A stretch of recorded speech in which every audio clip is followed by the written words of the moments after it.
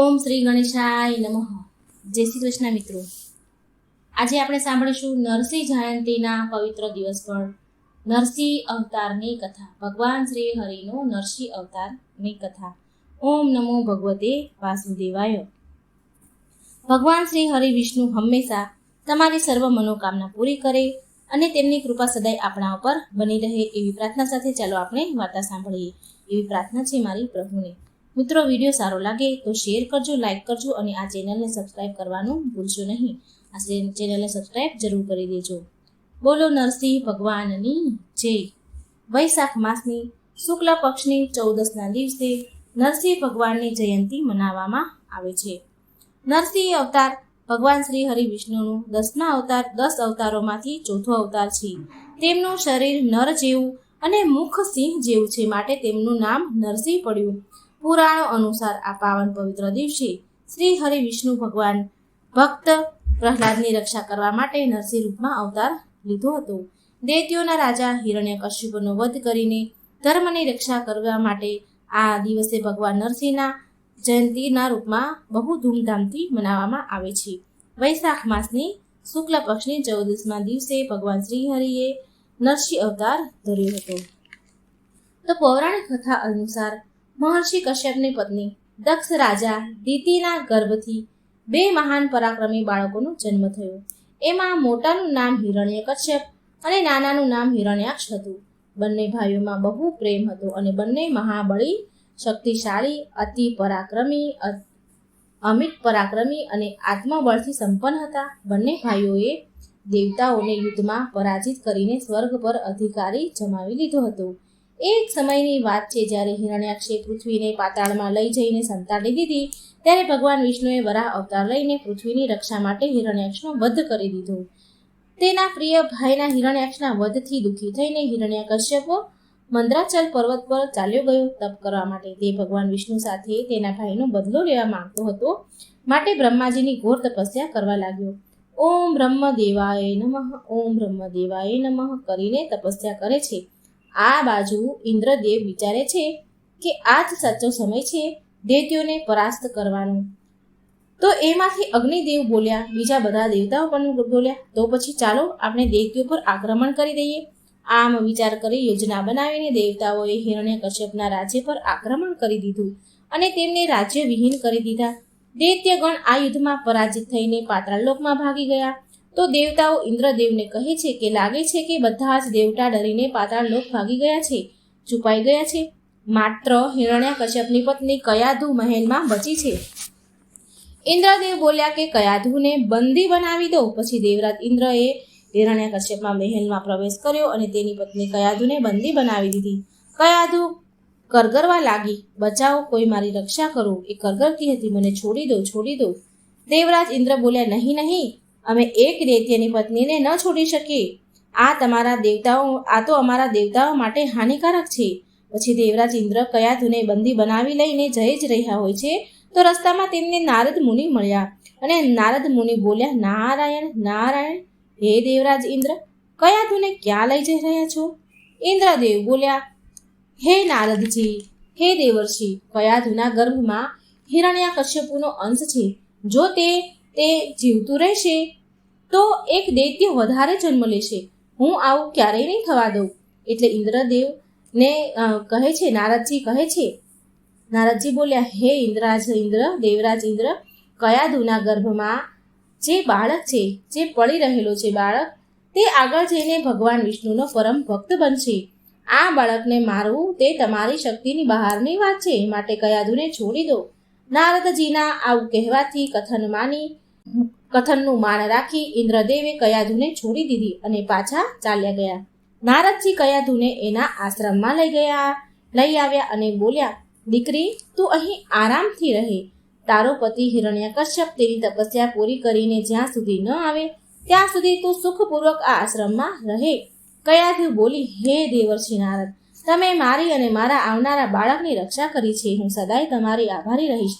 કયાધુએ પવિત્ર આશ્રમમાં નારદજીના સુંદર પ્રવચનો સાંભળતી હતી. ભક્તિ, ભજન, કીર્તન સાંભળતી હતી. સુંદર પ્રવચનો સાંભળતી હતી. સુખપૂર્વક રહેવા લાગી. કયાધુના ગર્ભમાં રહેલા બાળક પણ આ ભક્તિ, કીર્તન, પ્રવચન ભગવાનના નામો સાંભળતું હતું, એટલે એનામાં પણ એના પેટમાં રહેલા બાળક પર પણ ઊંડો પ્રભાવ પડ્યો. ભગવાન વિષ્ણુના નામના જાપ કયાધુ અને તેના ગર્ભમાં રહેલા બાળક પર સદાય પડતા રહેતા હતા. ઓમ નમો ભગવતે વાસુદેવાય. આ નામ જાપ સદાય કયાધુ અને એનું બાળક સાંભળતું હતું. આમ ધીરે ધીરે સમય વીત્યો અને કયાધુએ એક સરસ પુત્રને જન્મ આપ્યો. તેનું નામ રાખ્યું પ્રહલાદ. આ બાજુ બીજી તરફ હિરણ્યકશ્યપની કઠોર તપસ્યા પૂરી થઈ ગઈ હતી. બ્રહ્માજી પ્રગટ થયા અને બોલ્યા, હે હિરણ્યકશ્યપ, હું તારી તપસ્યાથી પ્રસન્ન થઈ ગયો છું. હવે તારે જે જોઈએ એ વરદાન માંગી લે. હિરણ્યકશ્યપ બોલ્યો કે હે બ્રહ્માજી, મને એવું વરદાન આપો કે મને ન કોઈ ઘરની અંદર મારી શકે, ના કોઈ ઘરની બહાર, ના કોઈ અસ્ત્રથી મને મારી શકે, ના કોઈ શસ્ત્રથી, ના મને કોઈ દિવસમાં મારી શકે, ના કોઈ રાતથી, ના કોઈ મનુષ્ય મારી શકે કે ના કોઈ પશુ મારી શકે, ના મને કોઈ આકાશમાં મારી શકે કે ના કોઈ મને પૃથ્વીમાં મારી શકે. તો બ્રહ્માજી બોલ્યા, ઠીક છે પુત્ર, જો તારી આવી જ ઈચ્છા છે તો હું તને આ વરદાન આપું છું. વરદાન મળ્યા પછી હિરણ્યકશ્યપને એના પર બહુ અહંકાર આવી ગયો અને એ ત્રણેય લોક પર અત્યાચાર કરવા લાગ્યો. થોડા સમય કયાધુ પણ તેના પુત્ર પ્રહલાદને લઈને મહેલમાં આવી ગઈ. ભક્ત પ્રહલાદ શિક્ષા દીક્ષા ગ્રહણ કરવા ગયા તો ત્યાં પણ એ શ્રી હરિનું નામ જ જાપ કર્યા કરતા. જ્યારે આ વાત હિરણ્યકશ્યપને ખબર પડી તો એ ક્રોધમાં આવી ગયો અને કહે છે કે આ દૂર આત્મા છે, બહુ મોટો પાપી છે, આને મારી નાખો. હવે આના જીવવા રહેવાનો કોઈ અર્થ નથી, કેમ કે આ શત્રુપ્રેમી છે. શત્રુપ્રેમી તો કુળનો નાશ કરનાર હોય છે. કયાધુ બોલી કે હે સ્વામી, નહીં, આવું ન કરશો, મારા બાળકને છોડી દો.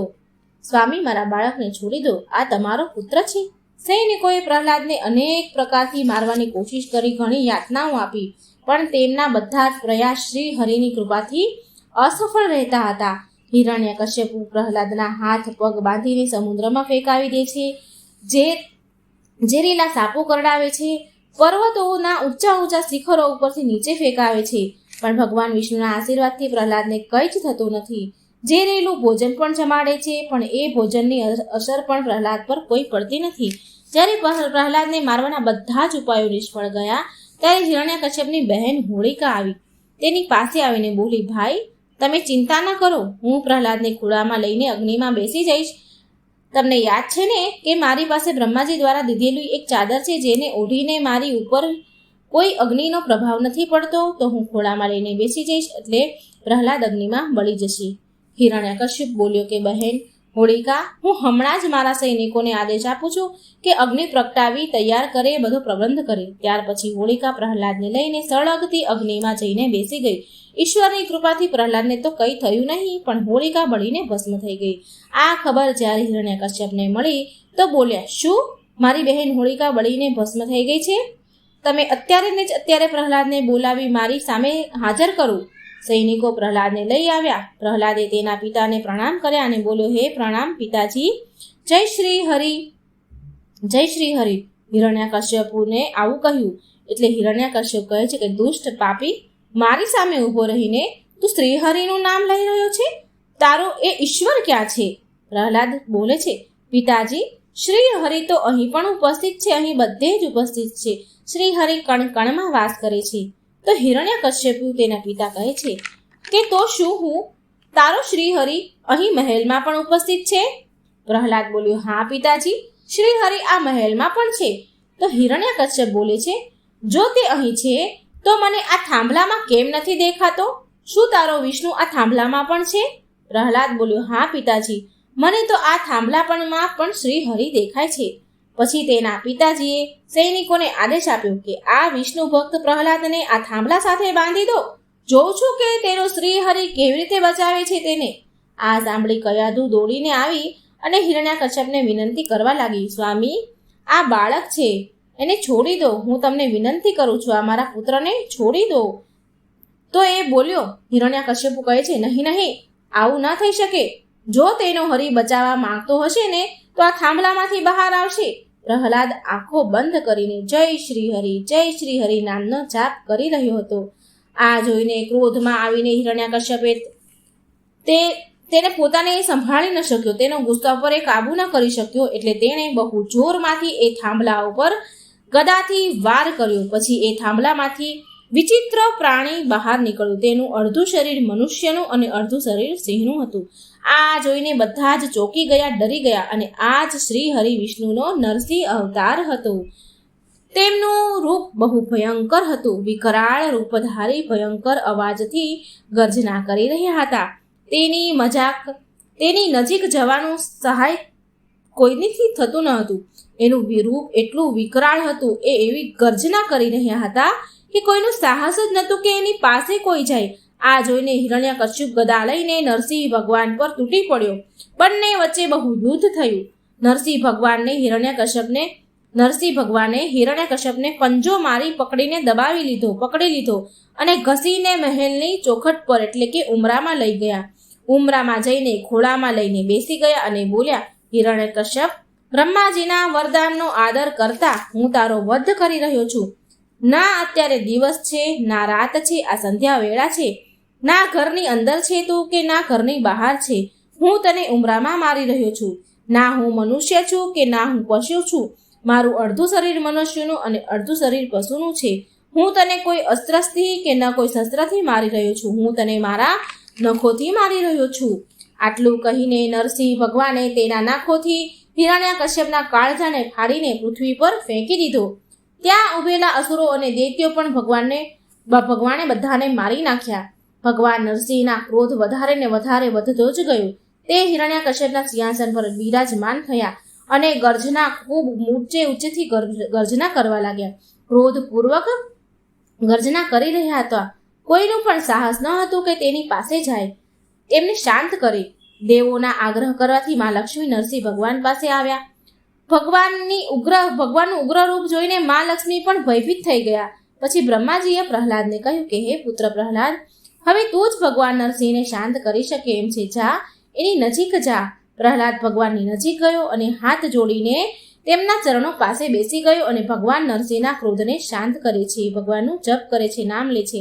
ભગવાન નરસિંહ પ્રહલાદથી શાંત થયા. પ્રહલાદને ખોળામાં બેસાડ્યો અને વાલ કર્યો અને પ્રહલાદના આગ્રહથી તે ભગવાન વિષ્ણુના રૂપમાં અસલ સ્વરૂપમાં પાછા આવ્યા અને પ્રહલાદને આશીર્વાદ આપીને ત્યાંથી અંતર્ધ્યાન થઈ ગયા. તો મિત્રો, આવી રીતે ભગવાન શ્રી હરિએ વિષ્ણુએ નરસિંહ અવતાર ધર્યો હતો અને વૈશાખ સુદ શુક્લ પક્ષની 14ના દિવસે, આ તિથિના દિવસે નરસિંહ અવતાર ધર્યો હતો. તો માટે મિત્રો, આજે આ કથા સાંભળવાનો ખૂબ જ મહિમા છે. તો આ કથા પૂરા મનથી સાંભળજો, બીજાને પણ સંભળાવજો અને આ વિડીયો લાઈક, શેર કરજો અને આ ચેનલને સબસ્ક્રાઈબ કરવાનું ભૂલશો નહીં. જય શ્રી કૃષ્ણ. રાધે રાધે. Thank you.